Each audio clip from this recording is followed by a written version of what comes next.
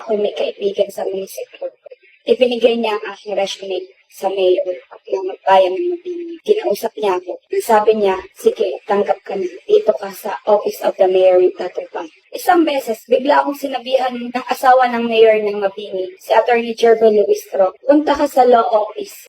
Pumunta ako doon. Hindi ko alam kung ang dapat kong gagawin. Kasi wala naman akong alam sa pagtatrabaho sa law office. Binigyan nila akong trabaho doon, magsulat, pero naka-payroll ako sa munisipyo. Wala akong nagawa kundi sumang-ayon dahil municipal administrator siya ng panahong yon. Naging sekretarya niya ako. Hindi lang ako sekretarya niya, kundi taga-alaga din ako ng mga anak niya. Tumatanggap ang opisina namin ng mga annulment, land transfer, na wala naman akong kaalam-alam kung paano gawin yun. Tanggap siya ng tanggap hanggang kami ay patapunan ng madami. Dahil ang motto niya na panahon yon, kailangan niya ng mga botante ng Mabini. Mga constituent niya yon, kaya kailangan namin gawin anuman ang mangyari.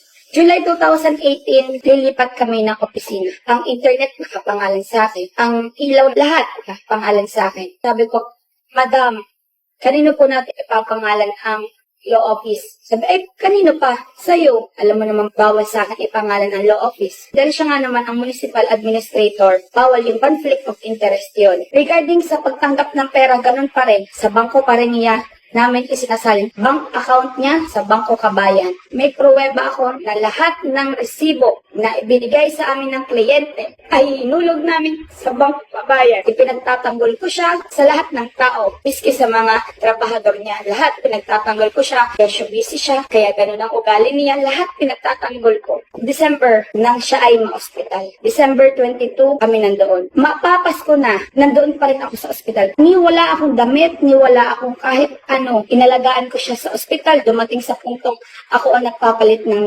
napkin niya kasi meron siya. Ako ang nagpupunas ng katawan niya. Lahat ng pwedeng gawin ng isang anak sa ina ay ginagawa ko para sa kanya. Ganun pamahal si Mayora nung time na yun. Hindi ko akalain, August 3, hindi ko inaasahan na yun na pala yung kalbaryo ng buhay ko. Madami nang nagre-reklamo na kaya siya daw, hindi naayos yung ganito, hindi naayos ang ganyan. Pinatawag ngayon ako ni attorney sa opisina. Laking gulat ko, nandoon lahat ng kliyente. Kliyente ng law office, kliyente, lahat ng kliyente na hindi ko alam ang gagawin niya. Kumbaga ako, iaan niya sa tao para takpan yung pagkakamali. Sinabi mo ito sa harap nila, wala kang alam sa lahat ng transaksyong ginawa nila sa opisina. Sinabi mong salitang yun sa harap ng madaming tao, sa harap kung saan hindi ako makakapagbigay ng dahilan para sa sarili ko. Maya-maya may dumating na pulis, 2 pulis. Dinala mo kami sa conference room sa likod ng opisina ng mayor. Alam ko lahat ng dinadala mo doon. Pinakausap mo sa akin mo ng pulis. Sabi sa akin ng pulis, iimbestigahan ako. Sinasabi ko lahat ng aking ginawa, lahat ng ebidensyang aking kailangan ipakita sa kanila, pinakita ko. Pero hindi nila ako pinakinggan. Wala silang pinakinggan sa akin. Biruin mo, 4 kami sa opisina, ako lang ang ginanto mo. Dumating si Ate may dalang mga kasulatan. Habang binabasa ko ang ginawa mong kasulatan, hindi lang ako at dinudurog mo. Ibinigay mo ang mga dokumentong dapat kong pirmahan. Ni wala sinabi sa akin ang mga pulis na kailangan kong abogado para bago ako pumirma. Ang sinabi lang nila sa akin, kailangan kong pirmahan yan para makalabas ako sa opisinang yon. Wala akong nagawa sa takot ko.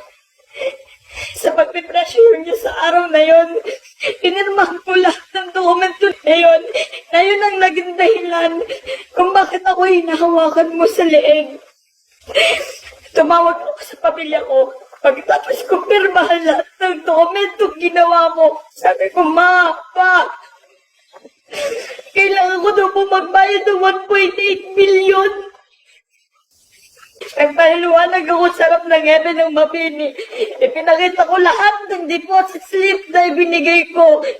Na pinakita ko sa iyo, mga conversation natin na sabi ko, kayo ang nagpresyo nito dahil kasama sa salaysay na sinasabi mong hindi mo alam lahat ng transaksyon na ginagawa namin. Nag-usap-usap kaming pamilya. Sinasabi ko lagi sa kanila, huwag na huwag babayaran yun. Dahil wala akong kinukuha sa iyo doon. Dumating sa punto, pinagte-text mo ang aking ama, kailangan magbayad kung hindi. Ikukulong ako hanggang mga taga-abroad pinagte-text mo, pinagchat-chat mo. Kinalat mo sa buong mabini. Ilang beses kami nagmakaawa sa'yo. Pinatawag mo kami kasama ng magulang ko sa conference room ulit. Nakausap ang magulang ko. Nakipag-usap sa'yo ng ayos. Pinakita namin ulit lahat ng ebidensya namin. Walang masabi ang mga pulis dahil kita nilang walang nawawala sa bangko mo. Yung mga resibo na galing sa Bangko Kabayan ay sa yung pangalan ninulog. Pumasok ka pa doon at nagtap ka ng lamesa. Sinabi mong, na sinisira mo ang pangalan ko.